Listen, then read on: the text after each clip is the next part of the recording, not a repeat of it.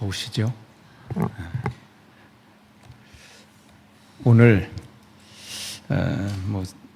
그냥 주일이 아니라 오늘 파더스 데이입니다. 아버지들 그런 날인지 아시죠? 파더스 데이. 더우신 분들은 이 선풍기 앞쪽으로 가세요. 거기 좋아. 시원해요.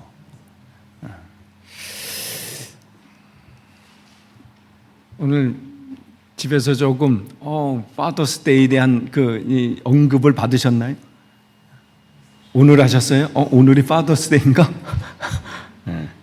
또 서로 격려해 주세요. 참 수고 많으십니다. 이렇게.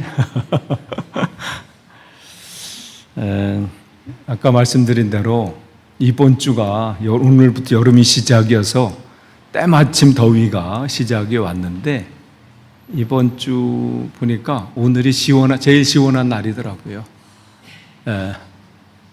수요일이 절정이에요. 39도. 39도니까 체감은 40도가 넘을 수 있어요. 아까 피터 할아버님께서 자기 수요일날 골프 예약이 있는데 취소해야 되겠대. 그러니까 목요일은 38도, 화요일은 37도. 그러니까 요 정도예요. 그러니까 이번 주는 그냥 어디 피할 수도 없어요. 그렇다고 일을 안 하실 수도 없잖아. 그러니까 물 많이 드시고요. 건강 유의하시는 이번 한 주도 되기를 원합니다. 더위 이렇게 하면 또 걱정되시는 분 있어요. 왜냐하면 더위가 좀 많으신 분들이 있잖아요. 저는 그냥 더워도 그만, 추워도 그만, 별로 그렇게 그렇진 않은데, 그래도 오늘은 조금 더워서 제가 겉옷은 벗었어요. 양해 좀 해주시고요. 아까 입었더니 어떤 분이 더워 보인다고. 그러니까 내가 더운 게 아니라 그분이 더워 보이신다고 해서 일단은 벗었습니다. 오늘 우리가 살다 보면 참으로 여러 가지 두려움들이 있어요. 건강에 대한 두려움이 점점 더 있지요. 나이가 이렇게 들어가면 들어갈수록 100세시다라고 말은 하는데 그 얘기가 더 걱정이야. 예전에는 60 되고 나서 그래 조금만 더 있으면 주님 앞으로 가면 되지 했는데 60 되고도 40년이에요. 그러니까 건강해서 40년이면 괜찮아요. 그런데 지금 상황을 보니 여기서 삐걱거리고 저기서 삐걱거리고 여기서 뭐가 조짐이 보이고 생각하니까 이렇게 40년? 생각하니까 걱정과 두려움들이 있지요. 그렇기 때문에 건강은 곧 앞날에 대한 두려움이거든요. 앞으로 어떻게 살아야 되나. 또 어떤 분들은 관계 속에서의 걱정도 있어요. 관계가 속에서 헤어짐에 대한 두려움도 있죠. 함께 있던 사람이 언제나 같이 있을 수는 없잖아요. 사랑하는 자녀들도 마찬가지고요. 또 친구 사이도 마찬가지고 늘 함께 했던 교제했던 사람도 언젠가 또 떠나야 되는 또 그러한 관계 속에서 두려움이 있어요. 또 매일매일의 삶 속에서 내가 지금 잘 가고 있나? 내가 하루하루 지금 잘 살고 있는 것인가에 대한 두려움도 있습니다. 또 어떤 분들은 다른 사람에 대한 시선이 또 두려운 분도 있어요. 다른 사람이 나를 어떻게 보나. 그 의식하지 않는다고 해도 의식이 안 될 수 없잖아요. 그럼 집안에서도 마찬가지고 아내가 또 남편이 나를, 특별히 자녀들이 나는 자녀들 앞에 어떻게 서 있나? 또 우리가 살아가면서 오해받지 않을까에 대한, 손해보면 어떻게 되나? 외면당하지 않으면 어떻게 되나?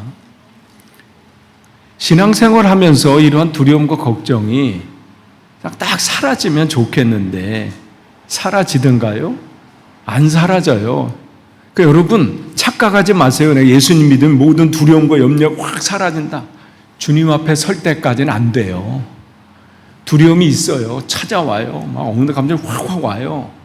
그 가운데서 성도는 주님을 바라보는 사람이지 두려움이 갑자기 확 사라져서 누가 뭐라고 해도 그렇게 목적하고 나가긴 하죠. 그러나 왜 나는 안 되지? 라는 것 때문에 내가 잘못됐나? 잘못된 거 아니에요.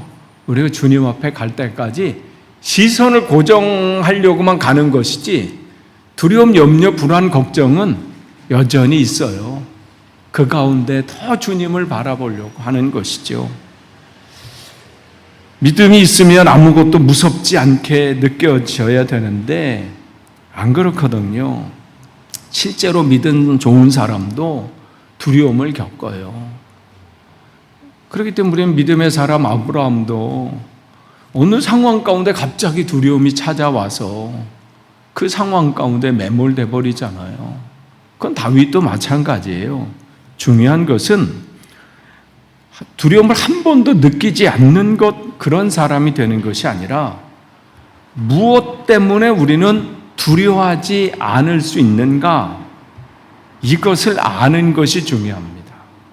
오늘 본문에서 예수님은 제자들에게 3번이나 두려워하지 말라 이렇게 말씀을 하세요. 오늘 이거 좀 켜주세요. 이렇게 26절에 두려워하지 말아라, 28절에도 그렇고 31절에도 계속해서 오늘 짧은 그 구절인데 3번씩이나 두려워하지 말라.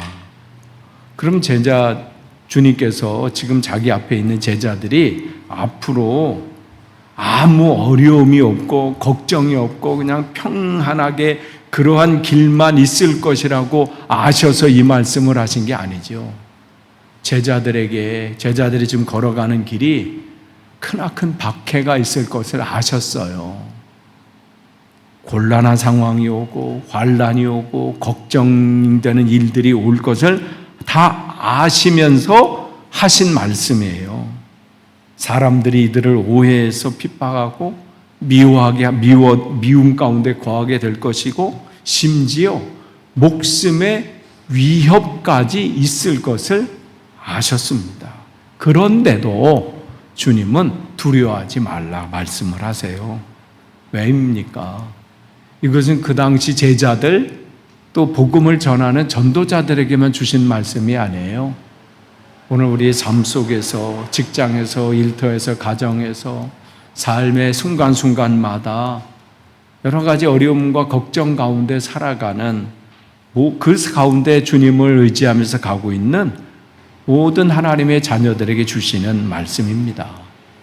그런데 오늘 이 9절에서 주님께서 우리가 두려워하지 말아야 할 이유를 몇 가지 말씀을 하십니다. 26절에 말씀하시는 거예요. 덮어둔 것으로라고 해도 벗겨지지 않을 것이 없고 숨긴 것이라고 해도 알려지지 않을 것이 없다. 그랬어요. 뭔 얘기예요? 우리가 두려워하지 말아야 될 이유가 뭐냐면 하나님의 마지막 때가 있다, 이 말씀입니다. 지금은 감추어져 있어도요, 마지막 때는 다 드러난다는 말씀이에요. 지금은 진실이 가려져 있어서 악한 것이 불의가 득세하고 승리하는 것처럼 보여도 마지막에는 하나님께서 다 밝히신다고 말씀을 하십니다. 6월 초에 한국에 광역단체장 또 기초단체장 선거가 있었잖아요. 거기 부산의 한 당에서 한 젊은 친구가 시장으로 나왔는데 테러를 당했잖아요. 한 기사가, 운전자가 그에게 음료수인가 뭘 확 뿌리면서 젊은 것이 무슨 시장에 나왔냐 그러면서 뒤로 넘어져가지고 뇌진탕 진단 받았어. 거기까지 참 좋았어. 이슈를 받았거든요. 이야, 저 젊은 친구가 저 상황 가운데서도 그 자기를 테러했던 그 사람을 병원을 찾아가서 내가 용서한다, 당신 용서한다 하면서 그냥 매스컴을 쫙 받았는데 뭐예요? 차자극이야. 자기 헬스 트레이너인가?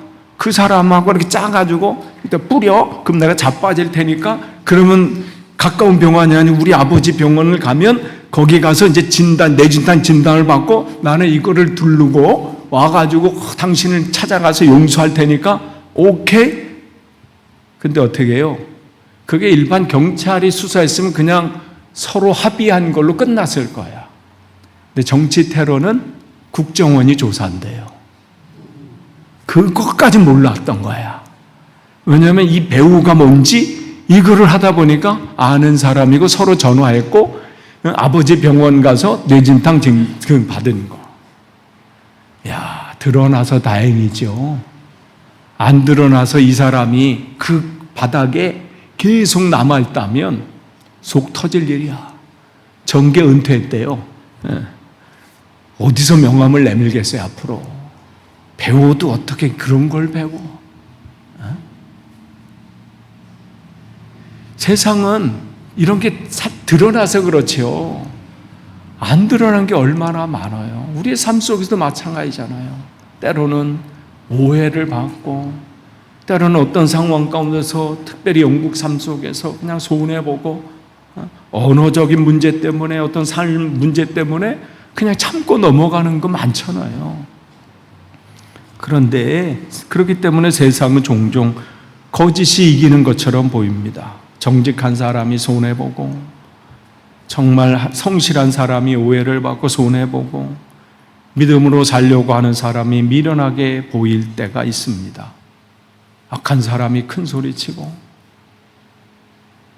진실한 사람이 그 가운데 손해보는 거 많지요.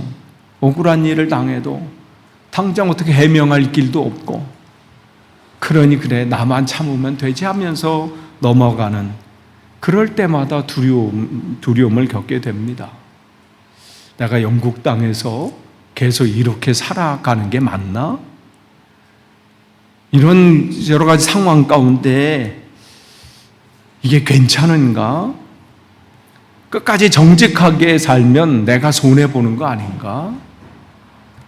하나님 편에 내가 말씀대로 산다고 하는데 이러다가 내가 이 회사에서 아니면 어떤 조직에서 왕따 당하는 건 아닌가? 이러한 두려움들이 작게나 크게나 이렇게 찾아오지요. 그런데 주님이 우리에게 말씀하십니다. 지금 보이는 것이 전부가 아니다.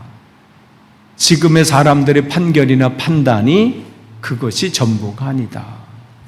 사람들이 너에게 내린 평가, 그것이 최종 평가가 아니다. 우리에게 말씀하십니다. 우리의 신앙은요, 현재만 보는 신앙이 아닙니다. 우리의 신앙은 하나님의 마지막을 보는 신앙입니다. 사람들은 지금을 판단해요. 지금 내 형편 상황, 지금의 모습들, 그러나 하나님은 마지막에 판단하십니다. 사람들은 우리의 겉모습만 봐요. 내가 가지고 있는 배경이나 외모나 어떤 상황들, 그러나 하나님은 우리의 마음의 중심을 보십니다. 사람들은 우리의 일부분밖에 볼 수 없어요. 그러나 하나님은 우리의 전체를 보십니다. 그렇기 때문에 성도들은요, 당장의 지금의 어떤 오해나 편견 때문에 무너지지 않습니다. 당장의 손해 때문에 믿음을 포기하지 않지요. 왜냐하면 우리는 마지막 때 누구의 손에 붙들림을 당할 것인가를 알기 때문에 그렇습니다. 그래서 27절에 내가 너희에게 어두운 데서 말하는 것을 너희는 밝은 데서 말하여라. 너희가 귓속말로 듣는 것을 지붕 위에서 외쳐라. 이것은 어두운 데가 무슨 뒤 쏙닥거리시는 게 아니라 지금 제자들 지금 캄캄한 방 안에서 어두운 방이죠. 무슨 화난 것이죠. 지금은 1대1로 얘기하지만 너희들이 이 진리를 네 삶의 한복판에서 외치라는 것이죠. 그리고 당시 팔레스타인 집들은 지붕이 평평해서 공개적으로 그 지붕은 뭔가를 알리는 장소이기도 했습니다. 그렇기 때문에 지붕에서 외쳐라 라고 하는 것은 숨기지 말고 공개적으로 담대히 선포하라, 이러한 뜻이 있습니다. 주님은 제자들이 조용히 믿고 그냥 너희들끼리 잘하다 그냥 그렇게 신앙생활해라 이렇게 말씀하지 아니하시고 밝은 데서 말해라, 지붕 위에서 외치라고 말씀하십니다. 왜 그렇습니까? 진리는 결국 드러나기 때문에 그래요. 복음은 감출 수 없는 빛이기 때문에 그렇습니다. 하나님께서는 당신의 뜻을 숨겨둔 채 그 상태로 끝내시지 않습니다. 그렇기 때문에 여러분 지금 오해받는 것 때문에 여러분 두려워하지 마십시오. 지금 알아주지 않는다고 해서 너무 낙심하지 마십시오. 사람들은 내 진심을 몰라줄 수 있어요. 그렇다고 그 진심이 사라지는 것은 아닙니다. 세상이 복음을 비웃는다고 해서 복음의 능력이 사라지는 것은 아닙니다. 여러분 가운데 믿지 않는 가정에서 말씀대로 살아가는 것 때문에 좀 힘겨운 분들이 있을 수 있어요. 우리 주위에 또 그런 분들이 있잖아요. 또 직장에서 정직하게 살 때 손해보는 경우도 있지요. 어떤 분들은 너무 그 상황과 환경이 그래서 신앙생활하는 것을 그냥 눈치 보면서 어쩌면 숨기고 싶은 마음이 있는 분도 있을 수 있습니다. 그런데 주님께서 오늘 우리에게 말씀하십니다. 두려워하지 말아라. 마지막에 내가 다 밝힐 것이다.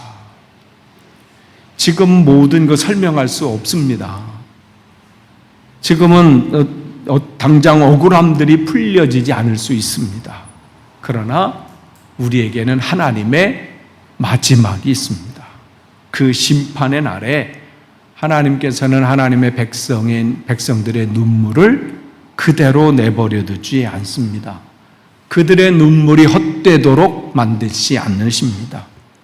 감추어진 충성도 드러날 것이고요. 여러분께서 정말 하나님 앞에 하나님만 바라보면서 억울한 상황 가운데서도 주님을 의지하면서 나아갔던 그 모습도 주님 안에서 다 평가받으실 겁니다. 그렇기 때문에 우리는 하나님의 판결을 두렵게 여기고 살아가는 사람이어야 합니다. 그래서 28절은 이렇게 이어집니다. 몸은 죽일지라도 영혼은 죽이지 못하는 일을 두려워하지 말고 영혼도 몸도 둘 다 지옥에 던져서 멸망시킬 수 있는 분을 두려워하여라. 그러니까 세상 사람들을 최종 심판자로 보지 말라는 거예요. 저 사람이 나를 판단하고 이렇게 한다고 해서 그것 때문에 상처받으시거나 힘겨워하지 마세요. 우리는 정말 사람들이 나를 어떻게 보느냐가 굉장히 중요한 내용이 되기도 해요. 그러나 주님은 정말 두려워할 분은 하나님이시다고 말합니다. 사람이 나를 오해할 수 있습니다. 사람들이 때로는 나를 배척할 수 있습니다. 심지어 내 몸을 해칠 수도 있습니다. 그러나 우리의 삶의 마지막은 세상 사람들에게 있지 않아요. 마지막은 하나님께 있습니다. 그렇기 때문에 우리가 정말 두려워해야 될 것은 사람들의 비난이나 평가나 판단이 아니에요. 하나님을 등지고 사는 것, 이게 가장 두려워해야 할 것입니다.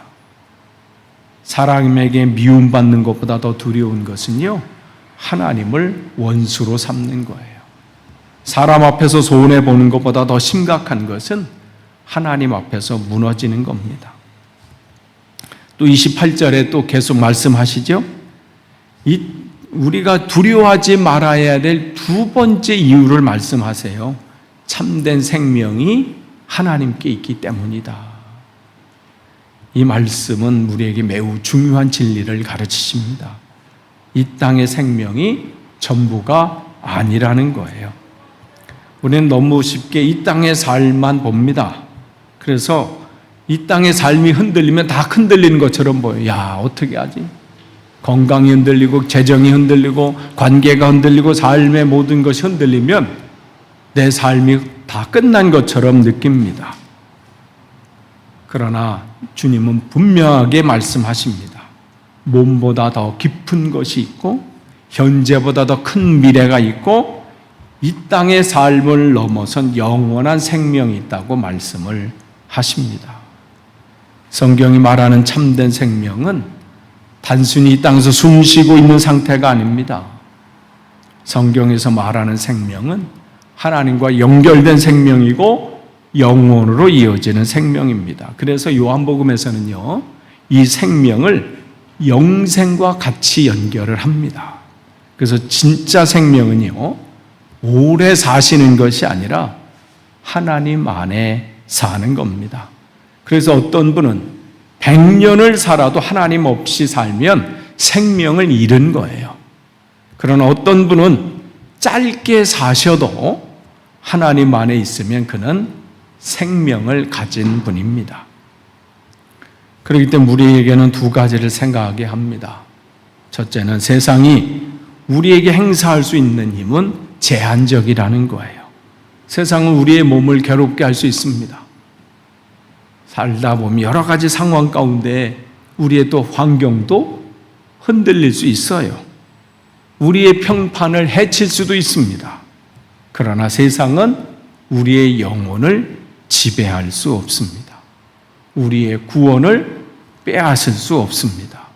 특별히 세상은 우리를 하나님의 손에서 끊어낼 수 없습니다. 또한 성도는 생존보다 순종을 더 우선시해야 합니다. 우리는 함부로 고난을 찾는 사람이 아니에요. 일부러 복음을 전한다고 사람들과 충돌하는 사람들이 아닙니다. 그러나 믿음 때문에 손해를 볼 수밖에 없는 순간이 올 때가 있어요. 진실을 말해야 되는 불편한 순간이 올 때가 있습니다. 신앙을 지키는 것 때문에 외로울 때가 있어요. 그럴 때 성도는 거기서 침묵하는 것이 아니라 주님, 그 상황에서 나는 주님을 말씀대로 순종하겠습니다. 이렇게 말할 수 있어야 합니다. 왜냐하면 내 생명의 최종적인 주권자가 이 땅에 어떤 사람이 아니에요. 우리의 삶의 마지막은 이 땅의 삶이 아니라 하나님이시기 때문에 그렇습니다. 그렇기 때문에 우리는 죽음을 무시하는 사람들은 아니에요. 내 몸 마음대로 할 수 없지요. 그러나 죽음보다 우리는 크신 하나님을 아는 사람들입니다. 우리는 고난을 가볍게 여기는 사람들이 아니에요. 그러나 고난 이후의 영광을 아는 사람들입니다. 우리는 이 땅의 삶을 소홀히 여기는 사람이 아니에요. 열심히 사셔야 합니다. 최선을 다해서 사셔야 합니다. 그러나 성도는 이 땅에서 최선을 다해 살되 이 땅의 삶이 전부라고 믿지 않는 사람들입니다. 초대교회 성도들이 왜 그 환난과 역경 속에서도 담대할 수 있었습니까? 이 죽음이 지금 이 사자밥이 되는 이 상황이 끝이 아니라는 것을 알았기 때문입니다. 그들은 몸의 생명보다 영원한 생명이 더 크다는 것을 알았기 때문입니다. 초대교회 순교자 폴리캅이라는 분이 계십니다. 그분이 죽음의 위협 앞에서 예수님을 부인하면 살려주겠다는 요구를 받았습니다. 그때 그분은 이렇게 이 화영장 앞에서 이렇게 얘기를 합니다. 내가 86년 동안 그분을 섬겼는데 그분은 이 86년 동안 한 번도 나를 잘못 대한 적이 없으신데 내가 어떻게 나의 왕이 되시고 나의 구주이신 그분을 모독할 수 있겠습니까? 그분은 그렇게 얘기합니다. 잠시 타오르다가 꺼져버리는 이 불보다 나는 하나님의 심판이 나는 더 두렵습니다. 그러면서 그 화영 불길 속에서 그의 삶을 마감합니다. 우리가 이제 여러분 주보의 광고에 올린 것처럼 이제 이 6월하고 7월 뭐 이렇게 해서 이 기독교 문화 탐방을 할 텐데 존 버년의 그 유적지 또 탐방길 그의 우리가 이제 그 베드포드뿐만 아니라 그 조금 더 나아가서 그 주변까지 볼 거고요. 또 글로스터 가서 우리가 여러 또 곳을 보지만 특별히 존 후퍼, 메리 여왕 때 런던에서는 지난번 우리 옥스포드 가서 거기 3명의 순교자들을 봤잖아요. 크랜머, 레티머, 또 리들리. 물론 그분들이 다 런던에서 복음 때문에 영국의 종교 개혁을 다시 시작하려다가 끝나버린 것인데, 이 존 후퍼 이분도 바로 그 메리 여왕 때에 그 런던에서 또 지역 영국 전역에서 영국 안에 복음을 온전히 전하겠다 외쳤던 그 중에 한 분이에요. 이제 본보기로 이의 출생지였던 거기서 이 주교로서 그 글로스터 대성당에서 지무했었거든요. 그를 일부러 그곳으로 보내서 화형을 시켰어요.